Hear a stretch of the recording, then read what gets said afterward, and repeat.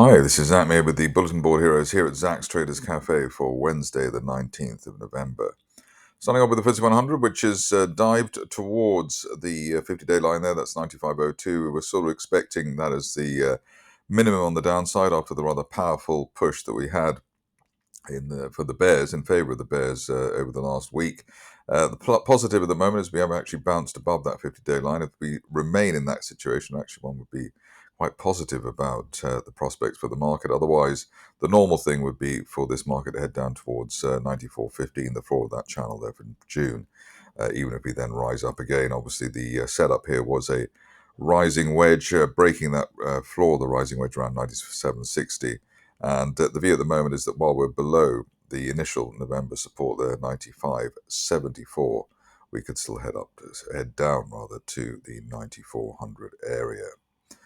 Moving along to the DAX, which was, I suppose, if anything, rather in a rather worse state than the FTSE yesterday. We had a two-day island reversal, which was on the 12th and the 13th of this month, and then we managed to gap down through both the 50-day and the 200-day moving averages. So that is not a negative. What is initial support here now at 22,600, the floor of that April gap, which would probably be hit or arrived at in the next few sessions, maybe even by the end of this week.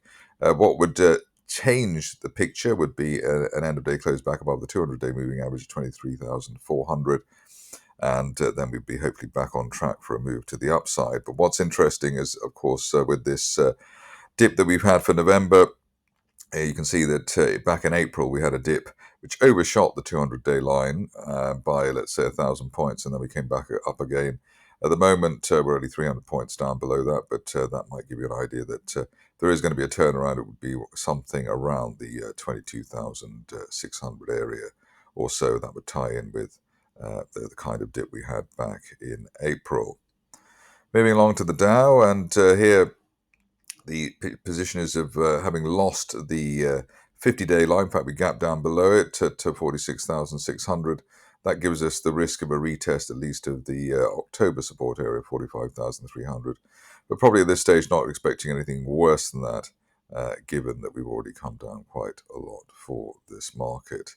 If we do break down below October support, then obviously the 200-day line there at 43,800 would be the place to look at, especially given that in the recent past, the 200-day line has been a support area for this market.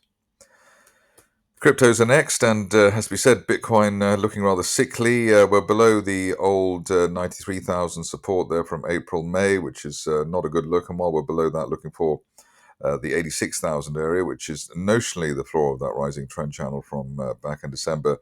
But we could actually be looking at a channel which is wider than that, down to 76,000. So 86 and 76 on the cards if we can't get a decent recovery back above 93,000 over coming days.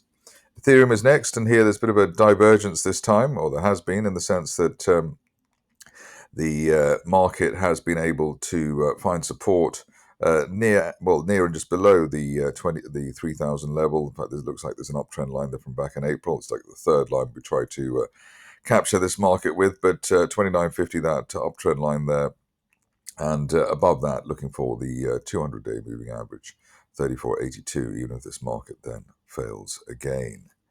Moving on to gold, and here we have an interesting situation, because obviously you would have thought that the stock markets are down, then gold would be up, and it's sort of panning out that way. What's impressive here is that we've had an RSI 50 rebound. We've also bounced above a rising 50-day line, so that would suggest that we're going to have a new leg to the upside. Best case here up to 4,600, which is a one-year resistance line projection. And that's valid while we're above the 50-day line, 39.56. But we've had our signal there in the RSI window. Moving along to the stocks, and really not many to choose from. Big news today from Bezant, and here we've got a rising trend channel, bounced off the floor of the channel at 007. End of day close above the 50-day line, just above where we are at the moment, and looking towards the 0.1 area, but obviously still trying to regroup after that spike that we had at the end of last month.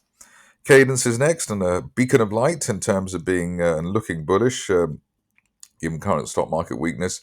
We got the shares hopefully heading up to as high as 6.75 pence by the end of next month, while we're above a recent broken October resistance at 4.3 pence, a relatively simple setup there. The plus points here are the way that both the 50 and 200-day lines are both rising sharply, and we've had a RSI 50 plus rebound, sort of bouncing up there.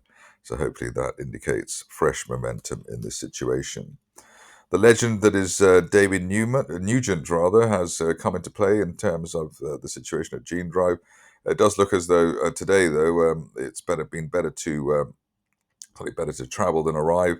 Best case scenario here is that above the floor of the channel there, the September channel, zero point 0.9 pence, we would be heading up to 1.6 pence. But obviously, the markets bid the shares up of Genedrive in anticipation that £1 million was coming its way.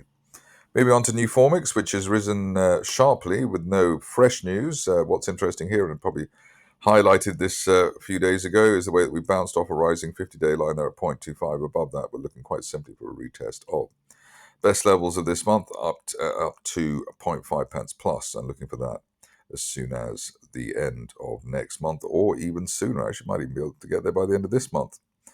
On to a stock which I don't think anybody's heard of or looks at, which is PCI. Here you can see we've gapped through the 200-day line, which is the reason for the inclusion today. And above that, we're looking for the shares to hit the top of that rising trend channel from March as high as 62 pence. And to do that by the end of next month. On to Sabien Technology, which has revived itself after today's news regarding its proposed strategic agreement with COF, which I believe has been in the making for quite some time. You can see that we've broken above the 200-day line at 8 pence, and above that we're looking for a retest of maybe 13, 14 pence by the end of next month, if we can get a decent end-of-day close above that 200-day line, which is not necessarily a done deal. Finishing off with Zenith, and here the situation is that it seems to be pushing back higher again. We've got this initial resistance area up towards 4 pence, which we've been looking for. The breakthrough today is that we were above the 50-day line at 3.4 pence. We've already had a bear trap island reversal, so that was the start of the month, and very strong candles all the way. It does suggest that a major turning point is in the frame, and maybe somebody's thinking that something very exciting and positive might happen over coming days. But whatever the case is, initial target here 4.1, and second target as a best case scenario 7.5 pence, maybe by the end of next month. Ideally, we stay above recent support around 2.75 pence. That's it for me today. More updates tomorrow.